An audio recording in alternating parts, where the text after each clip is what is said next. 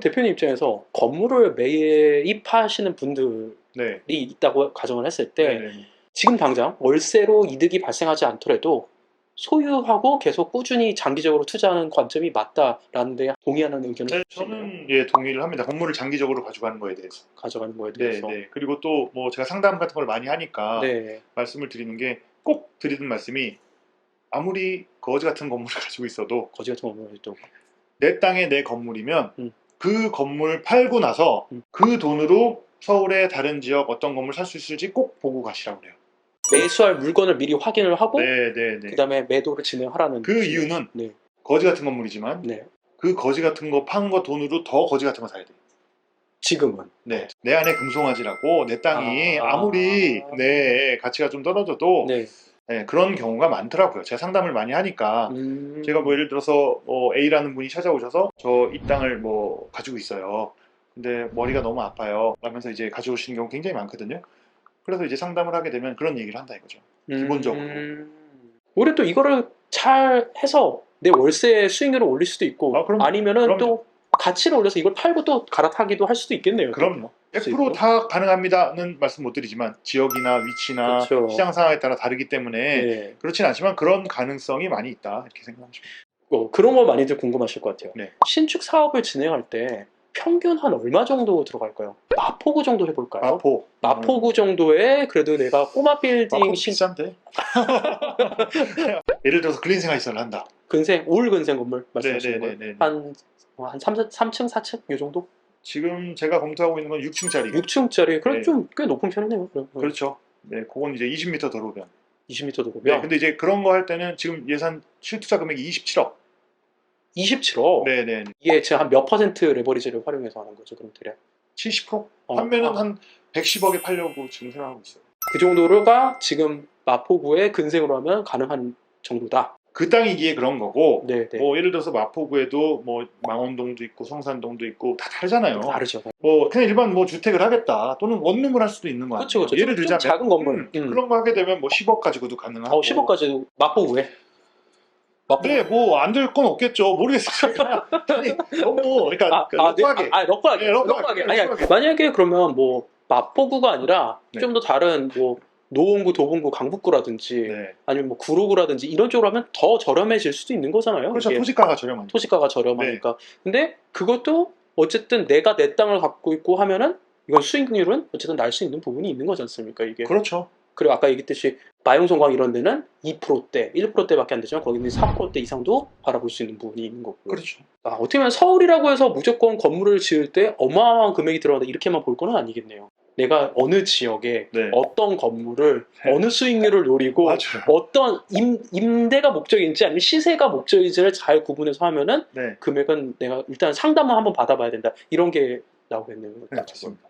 지금 아마 들어보셔야 알겠지만 서울 아파트 평균 가격이 한 지금 11억에서 13억 왔다 갔다 좀 하거든요. 네. 이게 수중에 7, 8억 정도 있다. 네. 그러면 건물 신축을 좀 해볼 것도 생각을 해볼 수 있겠네요. 서울권에. 그럴 수 있죠. 불가능한 영역은 아닌 것 같습니다. 건물을 짓는다는 부분에 네. 있어서. 건물 신축 사업을 얘기하면서 많은 고객분들을 만나셨을 거예요. 분명히. 1000명 넘을 것 같아요. 1000명 넘고. 네, 그럴 것 같아요. 상담을 많이 하니까. 거기서 그냥 상담만 받으러 오신 분도 계실 거고 네, 그렇죠. 정말 의뢰를 맡기신 분도 계실 거란 그럼요. 말이에요. 네. 보통 의뢰를 맡기셨던 분들은 보통 어떤 고객? 이 일을 한 지가 좀 오래됐으니까 네. 다양한 분들을 만났는데 요즘의 추세는 네. 점점 젊어지고 있어요. 전에는 뭐 은퇴를 주로 생각하시는 분들 위주로 거의 한 네. 50대, 60대. 네, 그렇죠. 60대, 60대가 많다. 네, 50대 후반. 그래서 한참 이제 돈 벌 그런 나이에서 이제 직장 생활을 하다가 네, 네. 은퇴를 준비한다든지 그런 분들이 노후를 대비하기 위해서 이분들이 50대, 60대라고 무조건 다 건물 짓겠다고 하지는 않을 거란 그것도 말이에요. 아니에요. 근데 또 돈은 좀 있어야 됐잖아요. 그렇죠. 그 당시 때 한 얼마 정도 갖고 계신 분들이 많으신데요? 그때 당시에는 막 3, 4억 가지고도 검토했죠. 그때 당시가 2015년도. 2015년도에 서울권에 뭐 마포구가 나왔으니까 네. 3, 4억대도 가능하셨다는 했죠. 거죠. 네, 그렇게 실제로 했었어요. 그때. 실제로 가능했었고. 네, 했죠. 야, 이거 어떻게 보면 정보 싸움이네요. 3, 4억 갖고 계신 분들이 꽤 있었을 텐데 그렇죠. 몰라도 그때 못하는 것도 했던 많았을 거예요. 수익률은 10% 이상 되게 많아요. 임대 수익만. 네, 임대 수익만. 와. 그런 분들은 지금은 뭐 완전 노났겠네요. 그렇죠. 또 시세 차이까지 생각하면은 말할 것도 없겠고. 말할 것도 없죠.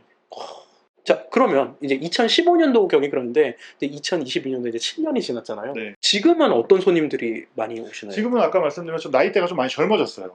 그래서 뭐 직장 생활을 하던 사업을 하던 네. 뭐 이런 젊은 30대 30대도? 네 20대는 아직 못 봤고요. 30대. 네 30대 초반 30대 초반. 중후반 중후반. 네 많습니다. 40대도 굉장히 많고요.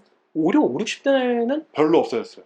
이분들이 보통 얼마 정도 받고 계시나요? 다양한데요. 보통 저랑 상담 많이 하시는 분들은 5억에서 15억 15억. 네, 20억 그 사이 그런 분들이 많이 하시는 것 같아요. 직장은 굉장히 다양하시잖아요. 뭐 그렇죠. 직장인도 있고 자영업도 있고 전문직도 있고 굉장히 네, 다양할 그렇죠. 거라고 보여지는데 대표님이 추천하는 기준으로 했을 때 아, 5억 갖고 건물주가 되는 게 가능하냐라는 걸 전 여쭤보고 싶어요. 가능합니다.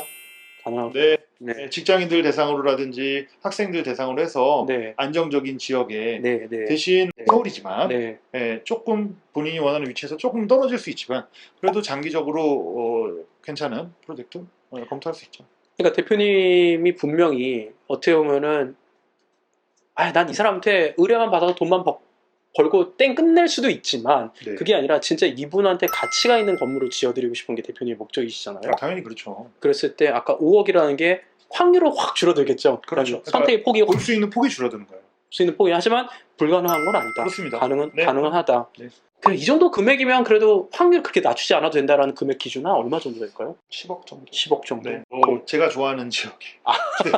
예를 근데 돈 되는 지역인 거잖아요. 그게 어떻게 보면. 돈 되고 안정적이고 수익률은 좋은 지역일수록 좀 떨어질 수는 있어요. 그래도 아까 얘기했던 뭐 마용성과 그런 지역도 10억 정도 선에서는 찾아볼 수 있다.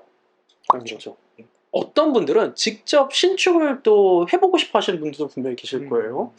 그랬을 때 신축을 진행을 본인이 한다 그러면 뭐 당연히 공부를 해야 되잖아요. 이게 네. 그냥 뭐 돈만 있다고 바로 시작하면 리스크가 엄청 커질 수 있잖아요. 만약에 공부한다 그러면 지금은 어떻게 하는 게 가장 효율적이고 또 얼마나 공부하는 게 제일 좋을까요? 요즘에 정보가 굉장히 많은 걸로 알고 있어요. 근데 문제는 그 정보가 다 맞지는 않는 것 같아요. 저는 많이 안 봤지만 상담을 하면 그런 말씀들을 하세요. 상담을 오신 분이 똑같은 내용을 가지고 유튜브에 설명하는데 다 전문가라고 하는데 이분은 이게 맞다고 하는데 저분은 다른 게 맞다고 하고 이런 게 너무 많다. 뭐 이런 말씀도 하시더라고요. 네. 그래서 뭐가 좋다라고 말씀드리기는 좀 많이 어려운데. 그럼 대표님한테 배운다. 나한테 배운다고요? 네. 그러면 한 얼마 정도 배워야 될까요? 글쎄요. 그러니까 제가 과거에 강의를 좀 많이 했었거든요. 네. 3시간씩 한 뭐 7일, 8일씩 했던 것 같아요. 강의를. 그러니까 대표님이 그 과거에 강의를 하셨으니까 그때 한 20시간 이상 진행을 하셨고 그 20시간 정도를 공부해야 될 양이 어떻게 보면 이게 디폴트죠. 거의. 그렇죠. 이게 시작이라고 보는 게 맞는 최소한. 거죠. 최소한.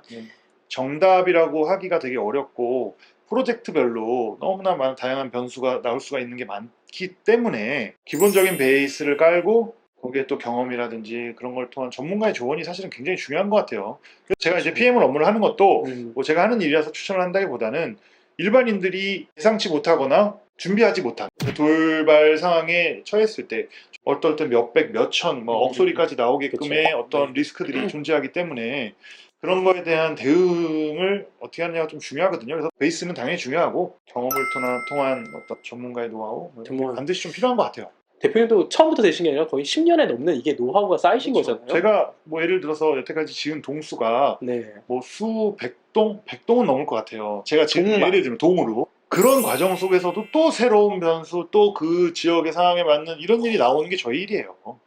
쉬운 게 아니에요. 어떻게 보면 대표님조차도 매년 계속 배우시는 게 있으시네. 현장 일을 하시다가. 그럼요. 네, 그럼요. 또 그때그때 풀어갈 수밖에 없는 그럼 너무 많은 것. 너무나 환경이 다 달라요. 네, 같은 동네에서도 이 위치 저 위치마다 땅속이 다르고 옆집이 다르고 너무나 다양한 상황들.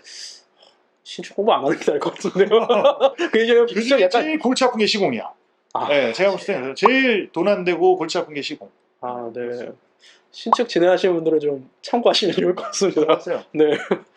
일단 신축 사업을 진행을 할 때 그러니 어쩌니 해도 제일 처음 시작하는 건 땅이잖아요. 그렇죠. 10억 있는 사람이 그래도 수익률 되는 거 지금 22년도 기준에 하고 싶다. 그랬을 때 어떤 땅을 보면은 좋을지 그런 거를 좀 한번. 이제 투자의 성향도 중요하겠지만 수익형으로 해서 네. 뭐 임대로 가져가겠다. 임대로 가져가겠다. 그러면 뭐 예를 들어서 건설 임대 사업해서 음. 세제 혜택 받으면서 뭐 하고 싶다. 뭐 이런 분들 많거든요, 요즘에. 네네네. 그래서 이제 그런 분들 같은 경우에는 임대니까 네. 너무 단기에 보지 마시고 네. 로, 장기 투자. 네, 지금 관점. 당장 수익률이 조금 약하더라도 안정적으로 투자하시라. 그런 분들이 또 그 장기적인 관점에서 생각을 많이 하시더라고요. 네, 그래서 그런 기준으로 생각을 해서 접근을 해서 저희 사업은 얼마를 버느냐도 중요하지만 또 얼마나 까먹지 않고 안정적으로 하느냐도 사실 굉장히 중요해요. 네, 그래서 그런 처음 하시는 분들이라면 더더욱더 그런 위주로 좀 판단을 하시는 게 맞지 않는가 이렇게 생각이 됩니다.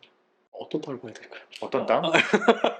좋은 땅. 좋은 땅. 네. 그래도 건축법적으로 검토가 반드시 들어가야 되고 네. 내가 예를 들어서 똑같은 50평이더라도 도로의 접한 사항이나 경사, 일조권 적용 방향, 다양한 이유로 주거지역 네. 기준으로 네. 그거에 대한 판단이 밸런스가 맞는 땅을 찾아야 되는 거예요. 누군가는 이렇게 얘기하잖아요. 입지 좋은 곳 하세요. 그러면 일단 역세권 선택하세요. 라고 얘기하는데 대표님께서 오히려 역세권 내에서도 이게 너무 차이가 많이 나요. 당연하죠. 그렇죠. 네. 멀리 거시적인 관점으로 한번 가볼게요. 네. 우선 첫 번째로 선택해야 될 기준이 있다면 뭘까요? 당연히 아까 입지 좋은 땅이 있잖아요. 네. 그 입지 좋다라고 얘기하는 거예요. 일단 교통이 먼저 들어가겠죠. 인프라. 네. 수요가 되는 거죠. 네, 그렇죠. 그래서 아까 마용성광 이런 얘기가 나왔잖아요. 네. 그럼 거기서 좀 더 네. 축소해서 들어간다 그러면 일단은 사업성을 보아요. 그래서 사업성과 안정성을 볼 때 수요가 어떻게 배치가 되느냐? 그러니까 아까 얘기한 것처럼 교통, 인프라 이런 게 결국에는 수요가 몰리는 지역이 되는 거예요. 네네네. 네, 그런 어떤 수요가 좋아할 지역들, 수요가 있는 지역들, 그 수요의 특성을 반영해서 사업성 검토를 해야죠. 그렇게 해서 동네를 선정을 하시고 그렇죠. 지역 선정. 선정을 하고 네. 그 다음에 어떤 한 동이 선정이 됐어요. 네. 거기서도 또 굉장히 많은 주택이 있잖아요. 그렇죠. 거기서 보는 기준. 지역 선정이 되고 나면 네. 그 지역에서는 시세 파악되고 그다음에 임차 시세, 분양 시세, 그 동네만의 네, 디테일 파악해야 되고, 파악되고. 네네네. 그다음에 그 땅 중에서도 아까 제가 말씀드렸지만 땅마다 같은 면적이더라도 다 달라요. 그쵸, 가치가. 가치가 다 다르고. 네, 거기에 대한 판단이 저희는 이제 기본적으로 보면은 흔히 얘기하는 와꾸가 나오니까.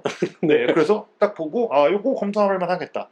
내가 생각한 금액과 거기서 부른 금액의 그렇죠. 비교인 거죠. 그렇죠. 그렇게 해서 가격과 가치를 판단을 하는 거죠. 어떻게 보면 돈까지는 이제 전반적으로 수요라든지 그런 걸로 해서 분석을 하신 거고 근데 거기서부터 싹 들어가면은 여기 이제 수백 그렇죠. 개의 건물이 있을 때 금액적인 비교 그렇죠. 그리고 건축법적인 뭐 제약 기준도 있을 거고 거기서 선별을 하시는 거죠. 이제. 그렇죠. 맞아요. 맞는데 선별을 제가 하는 게 아니고 물건이 그렇게 많이 없어요. 네. 물건이 나오면 네. 그걸 보는 거지 뭐 선별을 제가 할 만큼 굉장히 막 많고 이러진 않아요. 인기 있는 지역일수록 물건이 없어요. 땅을 봤어. 네. 땅을 봤는데 세금적인 측면에서 두려워하는 게 있단 말이에요. 굉장히 많죠. 그리고 첫 번째 이제 취득세 같은 게 고민이 많이 되는데 팁 같은 거 있으실까요 혹시? 그러니까 미리 준비를 해야 돼요. 그러니까 요즘에는 뭐 철거를 해야 되고 또는 철거를 하기 전에도 할 수 있고 계약 잔금 전에 철거를 해야 된다 아니다 뭐 여러 가지 사항이 너무 많고 복잡 다양해요. 여기서 네. 다 설명드릴 수는 없지만 이렇게 생각을 하면 돼요. 이런 조건에서 이 가격을 주고 내가 땅을 사야 하는가를 판단하면 해결이 되는 거예요. 취득세 조건이 지금 굉장히 복잡 다양해요. 네, 그렇죠. 그거를 내가 10% 이상의 취득세를 내고 굉장히 큰 거예요. 그렇죠. 10% 이상. 3%대 취득세를 3% 작은 건 아니지만 내고 나서도 이 땅을 살 만한 가치가 있는가를 판단하면 된다고 생각을 해요.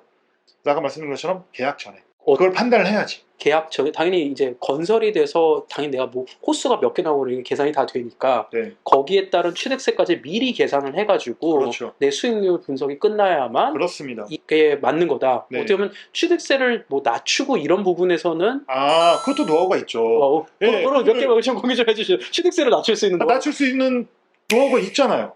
건설 임대 사업자라는 얘기를 잠깐 하셨어요. 그렇죠. 혹시 그게 취득세와 연관된 부분이 있어요? 연관된 부분이 있죠. 건설 임대 사업자로 이제 등록을 해서 메리트가 있는 게 이제 그 다세대 주택하고 다가구 주택인데 네. 그 중에 다세대 주택은 건설 임대 사업자 등록하면서 취득세 감면이 될 거예요. 근데 신청만 한다고 건설 임대 사업자가 다 될 수 있는 그렇죠. 건축 때는 건축물의 종류만 매칭이 된다면, 네, 그럼 사업자 등록은 가능하죠. 근데 그것보다도 이제 제일 중요한 건 아까 말씀드린 것처럼 매도인의 조건에 의해서 나는 이 세금을 낼 수밖에 없어. 네. 근데 땅이 너무 싸고 가치가 있어. 그럼 사야죠. 취득세를 물론 낮추면 좋은 거고. 그럼요. 근데 낮추기 전에 일단 전체 수익률 쪽으로 이득만 그렇죠. 되면은 거시적인 판단이 먼저 돼야죠. 큰 그게 그림을 돼야 먼저 되고. 보고 음. 거기서 디테일은 방향성을 정해놓고 해야지 취득세 때문에 산다 안 산다 결정되는 건 아니라고 그렇죠, 생각해요. 그렇죠, 그렇죠. 물론 굉장히 크지만 음. 근본적으로 그거를 커버할 수 있는 사업성이 있는 땅이라 그러면 왜 안 사? 중요한 건 이 사업의 전체 사업성이 내가 가야 될 방향이 맞느냐. 그래서 판단을 해보니 이 세금을 내더라도 나는 할만해 라고 판단이 될지, 아니야 야 이건 세금에 의해서 좌지우지 될 정도의 그런 사업이야, 그렇게 될지는 정확하게 사업 전에 판단을 하고 네, 결정을 해야겠죠.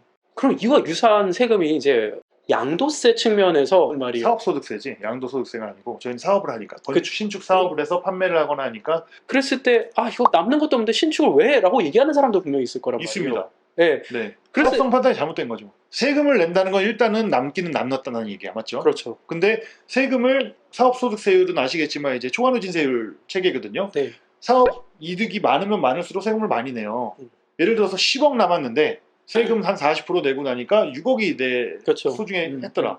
그걸 보고 야 세금 내는 까 남는 것도 없네 이렇게 말하는 사람이 있는가 하면 그렇죠, 그렇죠, 그렇죠. 6억씩이나 남았어? 이렇게 얘기할 수 있는 사람도 있겠죠. 네. 그런 차이는 있습니다만 아무튼 세금을 낸다는 거는 남았다는 얘기예요. 네, 네. 근데 세금을 내고 나니까 정말 한 1,000만 원 남았어. 예를 들어서 웃자고 하는 네, 얘기지만 네, 네. 1,000만 원 남았어. 그건 남은 게 아니지. 그렇죠, 그렇죠. 그건 손해 본 거죠. 그렇죠. 네, 근데 그렇게 될 정도로 사업을 했다는 거는 사업성 검토가 잘못됐다. 기본적으로. 그럴 줄 모르고 했어.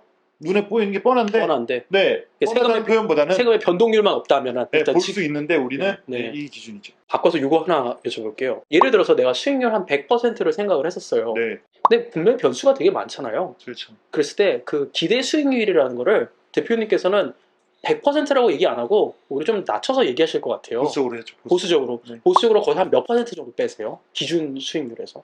한 20%?